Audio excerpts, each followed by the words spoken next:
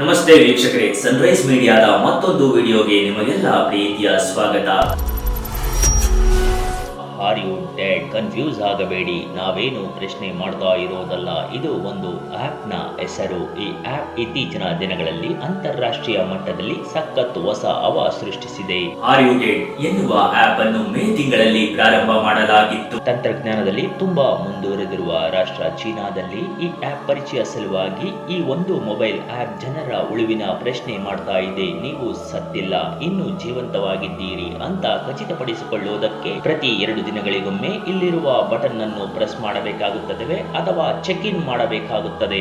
ಹಾಗಾಗಿ ಈ ವಿಚಿತ್ರ ಆಪ್ ನ ಬಗ್ಗೆ ಜನರು ಸಂಶೋಧನೆ ಮಾಡೋದಕ್ಕೆ ಪ್ರಶ್ನೆಯಾಗಿದೆ. ಒಂದು ಬಾರಿ ಮಾಡಲಿಲ್ಲ ಅಂತಾದರೆ ನಿಮಗೇನೋ ಸಮಸ್ಯೆ ಇದೆ, ನೀವಿನ್ನೂ ಅಪಾಯದಲ್ಲಿ ಇದ್ದೀರಾ ಅಂತ ಇದು ತೋರಿಸುತ್ತದೆ. ಆಗಾಗ ನಿಮ್ಮ ಜೀವನವನ್ನು ಕಾಪಾಡಿಕೊಳ್ಳುವುದಕ್ಕೆ ಕ್ರಮ ಕೊಳ್ಳಬೇಕಾಗುತ್ತದೆ. ಒಬ್ಬಂಟಿಯಾಗಿ ಬದುಕುವವರಿಗೆ ಆರ್ ಯು ಡೆಡ್ ಸಂಗಾತಿಯಾಗಿ ನಿಂತು ಬಿಟ್ಟಿದೆ. ಹಾಗಾದರೆ ಈ ಆಪ್ ತಂತ್ರಜ್ಞಾನವನ್ನು ಸೂಚಿಸುತ್ತದೆ. ಜನಸಂಖ್ಯೆಯಲ್ಲಿ ಅತಿ 2ನೇ ದೊಡ್ಡ ರಾಷ್ಟ್ರವಾಗಿರುವ ಚೀನಾದಲ್ಲಿ ಈ ಆಪ್ ನ ಬಳಕೆ ಅಗತ್ಯ. ಭಾರತಕ್ಕೆ ಇಂತಹ ಆಪ್ಗಳು ಬೇಕಾಗುತ್ತದೆ. ಎಲ್ಲವನ್ನು ಎದ್ದು ತೋರಿಸ್ತೀವಿ ನೋಡಿ. ಒಂಟಿಯಾಗಿ ಬದುಕುವ ವ್ಯಕ್ತಿ ಜೀವಂತವಾಗಿ ಇದ್ದಾನೋ ಎಂಬುದಕ್ಕೆ ಇದು ಒಳ್ಳೆ ಆಪ್. ಆರ್ ಯು ಡೆಡ್ ಎನ್ನುವ ಆಪ್ ಅನ್ನು ಕಳೆದ ವರ್ಷ ಮೇ ತಿಂಗಳಲ್ಲಿ ಪ್ರಾರಂಭ ಮಾಡಲಾಗಿತ್ತು. ಆದರೆ ಕಳೆದ ಕೆಲವೊಂದು ವಾರಗಳಲ್ಲಿ ಚೀನಾದ ನಗರಗಳಲ್ಲಿ ಒಂಟಿಯಾಗಿ ವಾಸ ಮಾಡ್ತಾ ಇರುವ ಅನೇಕ ಮಂದಿ ಇದನ್ನು ಡೌನ್ಲೋಡ್ ಮಾಡೋದಕ್ಕೆ ಶುರು ಮಾಡಿದ್ರು. ಲಭ್ಯ ಇರುವ ವರದಿಗಳ ಪ್ರಕಾರ ಇದು ಯಾವುದೇ ದೊಡ್ಡ ಕಂಪನಿಯ ಜೊತೆ ಕೈ ಜೋಡಿಸಿಲ್ಲ. ಇದು ಚಿಕ್ಕ ಡೆವಲಪರ್ ತಂಡದ ಪ್ರಯತ್ನ. ಆಕ್ಟಿವ್ ಆಗಿ ಬಳಸಿಕೊಳ್ಳುವುದಕ್ಕೆ ಪ್ರಾರಂಭ ಮಾಡಿದ್ರು. ಹಾಗಾಗಿ ಈ ವಿಚಿತ್ರ ಹೊಸ ಆಪ್ ಬಗ್ಗೆ ಜಗತ್ತಿನ ಜನರಿಗೆ ಪ್ರಶ್ನೆ ಮಾಡೋದಕ್ಕೆ ಕಾರಣವಾಗಿದೆ. ಕೆಲವು ರಾಷ್ಟ್ರಗಳಲ್ಲಿ ಇದು ನೇರವಾಗಿ ಡೌನ್ಲೋಡ್ ಮಾಡಿಕೊಳ್ಳದಿದ್ದರೂ ವಿಪಿಎನ್ ಅಥವಾ ಥರ್ಡ್ ಪಾರ್ಟಿ ಆಪ್ ಮೂಲಕ ಡೌನ್ಲೋಡ್ ಮಾಡಿಕೊಳ್ಳುತ್ತಿರುವುದು ಕಂಡು ಬಂದಿದೆ. ಮನೆಯಲ್ಲಿ ಒಬ್ಬರೇ ಇರೋರು, ಸಿಂಗಲ್ ಪೇರೆಂಟ್ ಅಥವಾ ಯಾರಿಗೆ ಜೀವದ ಬಗ್ಗೆ ಜಾಸ್ತಿ ಜಾಗೃತೆ ಇರುತ್ತದೆ ಅವರು ಈ ಆಪ್ ಅನ್ನು ಬಳಸಬಹುದು. ಒಂಟಿಯಾಗಿ ಬದುಕೋರಿಗೆ, ಈ ಭಯ ಇರೋರಿಗೆ ಈ ಆಪ್ ಕಾರ್ಯನಿರ್ವಹಿಸುತ್ತದೆ. ಐಟಿ ಉದ್ಯೋಗಿಗಳು, ವಿದ್ಯಾರ್ಥಿಗಳು ಹಾಗೂ ವಿದೇಶದಲ್ಲಿ ಕೆಲಸ ಮಾಡುವ ಯುವಕರಿಗೂ.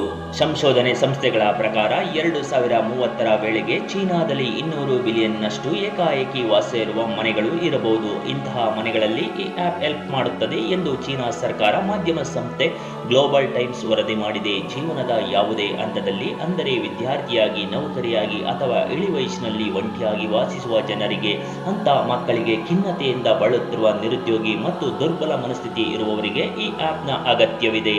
ಚೆಕ್ ಇನ್ ವಿಫಲವಾದಾಗ ಮಾತ್ರ ತುರ್ತು ಸೂಚನೆಗೆ ಸೂಚಿಸುತ್ತದೆ. ಒಂಟಿಯಾಗಿ ವಾಸಿಸುವ ಜನರಿಗೆ ಏನಾದರೂ ಆದರೆ ಸಹಾಯಕ್ಕಾಗಿ ಯಾರನ್ನಾದರೂ ಕರೆಯದು, ಯಾರೂ ಇಲ್ಲದೆ ಇದ್ದರೆ ಗಮನಿಸದೆ ಸಾಯಬಹುದು ಅನ್ನುವ ಟೆನ್ಷನ್ ಇರುತ್ತದೆ. ನಾನು ಒಂಟಿಯಾಗಿ ಸತ್ತರೆ ಹೇಗೆ ಅಂತ್ಯ ಸಂಸ್ಕಾರ ನಡೆಯುತ್ತದೆ ಮುಂತಾದ ಪ್ರಶ್ನೆಗಳಿರುತ್ತವೆ. ಇದೆಲ್ಲದಕ್ಕೂ ಈ ಆಪ್ ಉತ್ತರವಾಗಿ ನಿಂತು ಬಿಟ್ಟಿದೆ.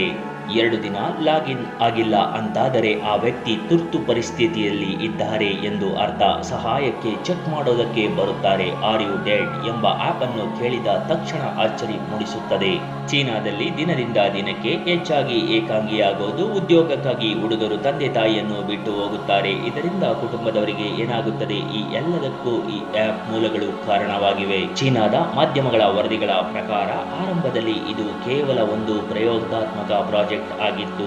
ಆದರೆ ಒಂಟಿಯಾಗಿ ವಾಸಿಸುವ ಜನರಲ್ಲಿ ಅಚ್ಚರಿಯಷ್ಟು ಜನಪ್ರಿಯತೆ ಪಡೆದುಕೊಂಡ ನಂತರ ಅದೇ ಡೆವಲಪರ್ ತಂಡವೇ ಈ ಆಪ್ ಅನ್ನು ಅಪ್ಡೇಟ್ ಮಾಡುವುದು, ಸರ್ವರ್ ಹಾಗೂ ನಿರ್ವಹಣೆ, ಹೊಸ ಫೀಚರ್ಗಳ ಸೇರ್ಪಡೆ ಮತ್ತು ಅಂತಾರಾಷ್ಟ್ರೀಯ ಬಳಕೆದಾರರನ್ನು ಗಮನದಲ್ಲಿ ಇಟ್ಟುಕೊಂಡು ಡೆವಲಪರ್ ತಂಡ ಈ ಆಪ್ ಅನ್ನು ಇಂಗ್ಲಿಷ್ ಭಾಷೆಯೊಂದಿಗೆ ಡಿಮ್ಯೂ ಎಂಬ ಹೆಸರಿನಲ್ಲಿ ಹೊಸ ರೂಪದಲ್ಲಿ ಬಿಡುಗಡೆ ಮಾಡಿತು. ಈ ಆಪ್ ಅನ್ನು ಅಮೆರಿಕ, ಹಾಂಗ್ಕಾಂಗ್, ಸ್ಪೇನ್ ಸೇರಿದಂತೆ ಕೆಲವು ದೇಶಗಳಲ್ಲಿ ಆಪ್ ಸ್ಟೋರ್ಗಳಲ್ಲಿ ಡೌನ್ಲೋಡ್ ಮಾಡಬಹುದು. ಕೆಲವು ರಾಷ್ಟ್ರಗಳಲ್ಲಿ ಇದು ನೇರವಾಗಿ ಲಭ್ಯವಿದ್ದರೆ ವಿಪಿಎನ್ ಅಥವಾ ಥರ್ಡ್ ಪಾರ್ಟಿ ಆಪ್ ಸ್ಟೋರ್ಸ್ಗಳ ಮೂಲಕ ಡೌನ್ಲೋಡ್ ಬಳಕೆದಾರರು ಇದನ್ನು ಕಂಡುಕೊಂಡಿದ್ದಾರೆ. ಮೊದಲಾಗಿ ಆಪ್ ಹೆಸರಿನ ಬಗ್ಗೆ ಸಾಕಷ್ಟು ಚರ್ಚೆ ನಡೆದಿರೋದ್ರಿಂದ ಭವಿಷ್ಯದಲ್ಲಿ ಭಯ ಉಂಟು ಮಾಡುವ ಹೊಸದಾಗಿ ಹೆಸರನ್ನು ಬಳಸುವ ಸಾಧ್ಯತೆ ಇದೆ ಎಂದು ಡೆವಲಪರ್ಗಳು ಸೂಚಿಸಿದ್ದಾರೆ. ಆದರೆ ಭಾರತದಲ್ಲಿ ಆರ್ ಯು ಡೆಡ್ ನಂತಹ ಆಪ್ ಲಭ್ಯವಿದೆ ಎಂಬ ಪ್ರಶ್ನೆ ನಿಮ್ಮ ಮನಸ್ಸಿನಲ್ಲೂ ಬಂದಿರಬಹುದು. ಭಾರತವನ್ನು ಇನ್ನು ಕುಟುಂಬಾಧಾರಿತ ಸಮಾಜ ಎಂದು ಕರೆಯಲಾಗುತ್ತದೆ. ಹಲವರು ಕುಟುಂಬದ ಜೊತೆ ವಾಸ ಮಾಡ್ತಾ ಇದ್ರೆ ನೆರೆಹೊರೆಯವರ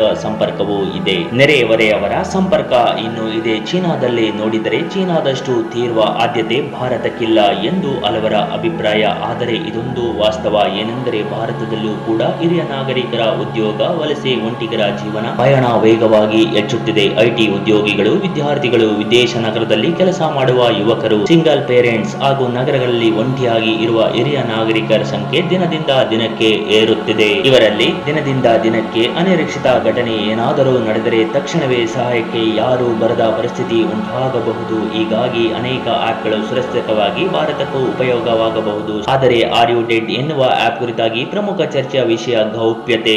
ಈ ಅಪ್ಲಿಕೇಶನ್ ಬಳಕೆದಾರರ ಚೆಕ್ ಇನ್ ಮತ್ತು ತುರ್ತು ಸಮಯ ವಿವರಗಳು ಮತ್ತು ವಾಸ್ತವದ ಮಾಹಿತಿಯನ್ನು ಸಂಗ್ರಹಿಸುತ್ತದೆ.